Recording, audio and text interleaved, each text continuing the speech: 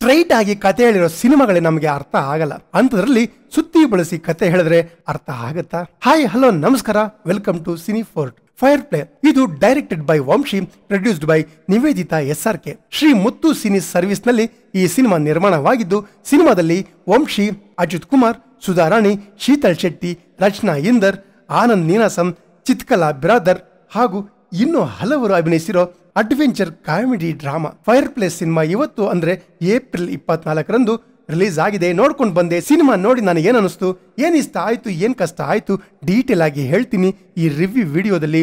ವಿಡಿಯೋನ ಪೂರ್ತಿಯಾಗಿ ನೋಡಿ, ಇಷ್ಟ ಆದರೆ ಮಾತ್ರ ಸಬ್ಸ್ಕ್ರೈಬ್ ಮಾಡಿಕೊಂಡು ಪ್ರೀತಿಯಿಂದ ಸಪೋರ್ಟ್ ಮಾಡಿ ಅಂತ ಕೇಳ್ತಾ ವಿಡಿಯೋ ಶುರು ಮಾಡೋಣ ಬನ್ನಿ. ಅದಕ್ಕಿಂತ ಮೊದಲು ವರ್ನಟ ಡಾಕ್ಟರ್ ರಾಜ್ಕುಮಾರ್ ಅವರ ಹುಟ್ಟುಹಬ್ಬ ಇವತ್ತಾದ್ರಿಂದ ಅವರಿಗೆ ಹುಟ್ಟುಹಬ್ಬದ ಶುಭಾಶಯಗಳನ್ನ ತಿಳಿಸುತ್ತಾ ಫೈರ್ ಪ್ಲೇ ಸಿನಿಮಾದ ಒನ್ಲೈನ್ ಸ್ಟೋರಿ ವಿಚಾರ ನೋಡೋದಾದ್ರೆ, ವಿಕ್ಕಿ ವಿವೇಕಾನಂದ ಫಾರಿನ್ ನಲ್ಲಿ ಓದ್ಕೊಂಡು 4 ವರ್ಷದ ನಂತರ ಮೈಸೂರಿಗೆ ವಾಪಸ್ ಬರ್ತಾನೆ. ಅವನನ್ನ ಕರ್ಕೊಂಡು ಹೋಗಕ್ಕೆ ಅಂತ ಅವನ ತಂದೆ ಮೂರ್ತಿ, ತಾಯಿ ಪದ್ಮ ಏರ್ಪೋರ್ಟ್ಗೆ ಬಂದು ಪಿಕಪ್ ಮಾಡಿ ಹೋಗ್ಬೇಕಾದ್ರೆ ನಡೆಯೋ ಒಂದು ಇನ್ಸಿಡೆಂಟ್. ಅದಾದ ನಂತರ ನಮ್ಮ ಹೀರೋ ವಿಕ್ಕಿ ವಿವೇಕಾನಂದನ ಲೈಫ್ ಅಲ್ಲಿ ಏನೆಲ್ಲ ನಡೀತು ಅನ್ನೋದೇ ಸಿನಿಮಾದ ಒನ್ಲೈನ್. ಇನ್ನ ಸಿನಿಮಾ ಶುರುವಾಗೋದೆ ಒಂದು ರಿಹಾಬ್ ಸೆಂಟರ್ ಅಲ್ಲಿ, ಅಂದ್ರೆ ಮಾನಸಿಕವಾಗಿ ನೊಂದಿರೋರ್ಗೆ ಕೌನ್ಸಿಲಿಂಗ್ ಕೊಡೋ ಜಾಗದಿಂದ. ಆಫ್ ನಲ್ಲಿ ಕತೆ ಪ್ರಾರಂಭ ಮಾಡಿ ನಾಯಕ ತನ್ನ ಜೀವನದ ಕಥೆಯನ್ನ ರಿವೈಂಡ್ ಮಾಡಿ ಹೇಳೋದ್ರೊಂದಿಗೆ ಇನ್ನ ಅಲ್ಲಿ ನಡೆದ ಇನ್ಸಿಡೆಂಟ್ ಆದ್ರೂ ಏನು, ಈ ಫೈರ್ ಪ್ಲೇ ಅನ್ನೋ ಟೈಟಲ್ ಯಾಕೆ, ವಿಕ್ಕಿ ಜೀವನದಲ್ಲಿ ಏನೆಲ್ಲ ನಡೆಯುತ್ತೆ, ಅದಕ್ಕೆಲ್ಲ ನೀವು ಖಂಡಿತವಾಗಿ ಸಿನಿಮಾ ನೋಡ್ಲೇಬೇಕು. ಇನ್ನ ಸಿನಿಮಾದಲ್ಲಿ ನನಗೆ ಇಷ್ಟ ಆಗಿದ್ದು ಅಂತ ಹೇಳೋದಾದ್ರೆ ಸಿನಿಮಾದ ಮೇಕಿಂಗ್ ಅಂಡ್ ಪ್ರೆಸೆಂಟೇಷನ್. ಕಾಡು ಬೆಳೆಸಿ ನಾಡು ಉಳಿಸಿ ಅಂತ ಗೋಡೆ ಮೇಲೆ ಬರ್ತಿದ್ರೆ ಅದರ ಮುಂದೆನೆ ಮರ ಕಡಿತಾ ಇರೋದು. ಜೀವನದಲ್ಲಿ ಪ್ರತಿಯೊಬ್ಬರಿಗೂ ಅವ್ರದೇ ಆದ ತೊಂದರೆಗಳಿರ್ತವೆ ಅನ್ನೋದಕ್ಕೆ ಈ ಅಂಗಡಿ ಮುಂದೆ ಬರೋ ಪ್ರತಿ ಸೀನ್ಗಳಲ್ಲೂ ಒಬ್ಬ ತನ್ನ ಬೈಕ್ ಅನ್ನ ಸ್ಟಾರ್ಟ್ ಮಾಡೋಕೆ ಕಿಕ್ ಹೊಡಿತಾ ಇರೋದು. ಆಮೇಲೆ ಸಂಬಂಧಿಕರು ನಮ್ಮ ಮುಂದೆ ಹೇಗಿರ್ತಾರೆ, ನಮ್ಮ ಹಿಂದೆ ಹೇಗಿರ್ತಾರೆ ಅನ್ನೋದನ್ನೆಲ್ಲ ಹೇಳಿರೋದು ಇಷ್ಟ ಆಯ್ತು, ಅರ್ಥ ಆಗ್ಲಿಲ್ಲ. ಆಮೇಲೆ ಡಾಕ್ಟರ್ ಶಿವರಾಜ್ ಕುಮಾರ್ ಅವರ ಪುರುಷೋತ್ತಮ ಸಿನಿಮಾ ಡಾಕ್ಟರ್ ರಾಜ್ಕುಮಾರ್ ಆಡಿರೋ ಶಿವ ಶಿವ ಹಾಡನ್ನ ರೀಮಿಕ್ಸ್ ಮಾಡಿ ಬಳಕೆ ಮಾಡಿರೋದು ಇಷ್ಟ ಆಯ್ತು. ಸಿನಿಮಾದ ಪ್ರತಿ ಫ್ರೇಮ್ಗಳು ಟೆಕ್ನಿಕಲಿ ಸ್ಟ್ರಾಂಗ್ ಆಗಿದಾವೆ. ಇನ್ನ ಶಿವಣ್ಣ ಅವರ ಎಂಟ್ರಿ ಮಜಾ ಕೊಡ್ತು. ಅವರು ಸ್ಕ್ರೀನ್ ಮೇಲೆ ಇರೋವರೆಗೂ ನೋಡುಗರ ಎನರ್ಜಿಯನ್ನ ಚೇಂಜ್ ಮಾಡ್ತು ಅಂತ ಹೇಳ್ತೀನಿ. ಇಲ್ಲಿ ಇನ್ನೊಂದು ವಿಷಯ ಮುಖ್ಯವಾಗಿ ಹೇಳಲೇಬೇಕು. ಏನಪ್ಪಾ ಅಂದ್ರೆ, ಸಿನಿಮಾದಲ್ಲಿ ಫ್ಲಾಶ್ ಬ್ಯಾಕ್ ಬಂದಾಗ 4.3 ರೇಷಿಯೋ ಅಂದ್ರೆ 35mm ಫಾರ್ಮೆಟ್ ನಲ್ಲಿ ಲೈವ್ ಅಲ್ಲಿ ನಡೀತಿರೋದನ್ನ ಫುಲ್ ಸ್ಕ್ರೀನ್ ಅಂದ್ರೆ 16:9 ರೇಷಿಯೋದಲ್ಲಿ ಹೇಳಿರೋದು. ಅದರಲ್ಲೂ ಸಿನಿಮಾಟೋಗ್ರಫಿ ಜಾಮೆಟ್ರಿಕಲ್ ಟೆಕ್ನಿಕ್ ನ ಬಳಸಿರೋದು. ಕಾಮನ್ ಆಗಿ ಸಿನಿಮಾ ಡೈರೆಕ್ಟರ್ಗಳು ಬಳಸುವಂತ wide, mid, close, 2 shot, suggestion ಹೀಗೆ ಇವೆಲ್ಲದರ ಜೊತೆಗೆ ಕತೆಗೆ ಬೇಕಾದ ರೀತಿಯಲ್ಲಿ ಬೇರೆ ಇದೆ ಕಂಪೋಸಿಷನ್ ಮಾಡಿರೋದು. ಅಭಿಲಾಷ್ ಕಲ್ಲತ್ತಿ ಅವರ ಕೆಲಸ ನಿಜವಾಗ್ಲೂ ಇಷ್ಟ ಆಯ್ತು.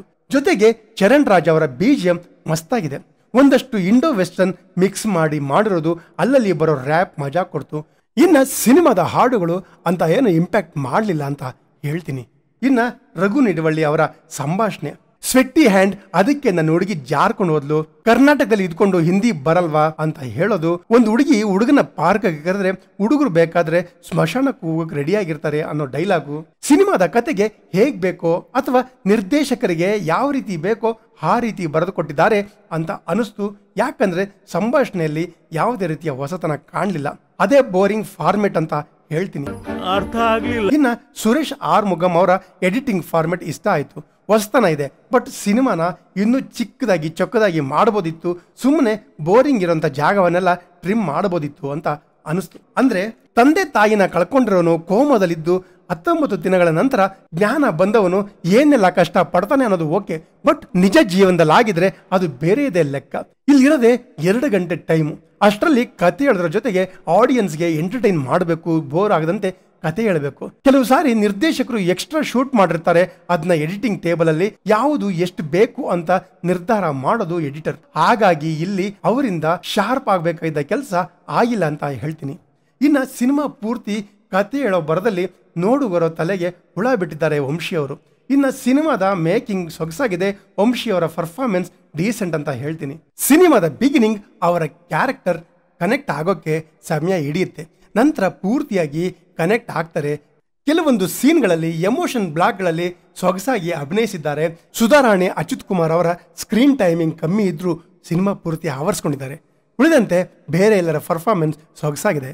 ಇನ್ನು ಸಿನಿಮಾ ಪ್ರೆಸೆಂಟೇಷನ್ ವಿಚಾರ ಹೇಳಲೇಬೇಕು ಅಂದ್ರೆ ಹಲವಾರು ಫ್ರೇಮಿಂಗ್ಗಳಲ್ಲಿ ಕೆಲವೊಂದು ವಿಚಾರಗಳನ್ನ ಕನ್ವೆ ಮಾಡಿರೋದು. ಅಂದ್ರೆ ಸ್ಟಾಪ್ ಮೋಷನ್ ಫ್ರೇಮಿಂಗ್ಸ್, ಆ ಬೆಡ್ರೂಮ್ ಅಲ್ಲಿ ಅವನ ಡಿಪ್ರೆಷನ್ ತೋರ್ಸೋಕೆ ಮಾಡಿರೋ tricky shots, swimming pool shot, Vicky ಮನೆ ಬಿಟ್ಟು ಹೋದಾಗ ಆ ಗೋಡೆ ಮುಂದೆ ನಡ್ಕೊಂಡು ಹೋಗ್ಬೇಕಾದ್ರೆ, ಹೀಗೆ ಹಲವಾರು ಕಡೆ. ಅದರಲ್ಲೂ ಕೆಲವೊಂದು ಫ್ರೇಮ್ಗಳಲ್ಲಿ ಮಾಡಿರೋ ಕ್ಯಾರೆಕ್ಟರ್ಗಳ ಕಂಪೋಸಿಷನ್ ಇಷ್ಟ ಆಯಿತು. ಇನ್ನು ಸಿನಿಮಾದ ಕೊನೆಯಲ್ಲಿ ಹೇಳಿರೋ ಮೆಸೇಜ್ ಇಷ್ಟ ಆಯಿತು. ಅಂದರೆ ನಮ್ಮ ಜೀವನದಲ್ಲಿ ಏನೇ ತೊಂದರೆ ಬಂದು ಒದ್ದಾಡಬೇಕಾದ್ರೆ ಯಾವುದು ದಾರಿ ಕಾಣ್ತಾ ಇಲ್ಲ ಅನ್ನೋ ಟೈಮಲ್ಲಿ ಒಂದು ಚಿಕ್ಕ ಮಿಂಚು ಹುಳುವಿನ ಬೆಳಕಂತೆ ನಮ್ಮಲ್ಲಿ, ನಮ್ಮ ಒಳಗೆ ಎಲ್ಲೋ ಒಂದು ಬೆಳಕು ಚೆಲ್ಲಿ ಹೊಸ ಜೀವನ ಕಟ್ಕೊಳ್ಬಹುದು ಅನ್ನೋದು ಇಷ್ಟ ಆಯಿತು. ಇನ್ನು ಸಿನಿಮಾದಲ್ಲಿ ನನಗೆ ಕಷ್ಟ ಅನಿಸಿದ್ದು ಸಿನಿಮಾದ ಕತೆ. ಒಂದು ಚಿಕ್ಕ ಕಥೆಯನ್ನ 2 ಗಂಟೆ 30 ನಿಮಿಷ ಹೇಳಿರೋದು.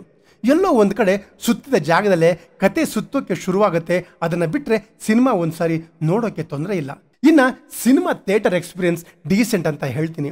ಇಡೀ ಫ್ಯಾಮಿಲಿ ಥಿಯೇಟರ್ಗೆ ಬಂದು ನೋಡಬಹುದಾದ ಸಿನಿಮಾ ಅಂತ ಹೇಳ್ತೀನಿ. ಇದಿಷ್ಟು ಫೈರ್ ಪ್ಲೇಸ್ ಸಿನಿಮಾ ನೋಡಿ ಹೇಳಬೇಕು ಅನಿಸಿದ ನನ್ನ ವೈಯಕ್ತಿಕ ಅಭಿಪ್ರಾಯ. ವಿಡಿಯೋ ನಿಮಗೆ ಇಷ್ಟ ಆಗಿದೆ ಅಂತ ಭಾವಿಸ್ತೀನಿ. ಇಷ್ಟ ಆಗಿದ್ರೆ ಒಂದೇ ಒಂದು ಲೈಕ್ ಹಾಕಿ ಸಬ್ಸ್ಕ್ರೈಬ್ ಮಾಡಿಕೊಂಡು ಪ್ರೀತಿಯಿಂದ ಸಪೋರ್ಟ್ ಮಾಡಿ ಅಂತ ಹೇಳ್ತಾ ಮತ್ತೆ ಸಿಗೋಣ ಮುಂದಿನ ವಿಡಿಯೋದಲ್ಲಿ.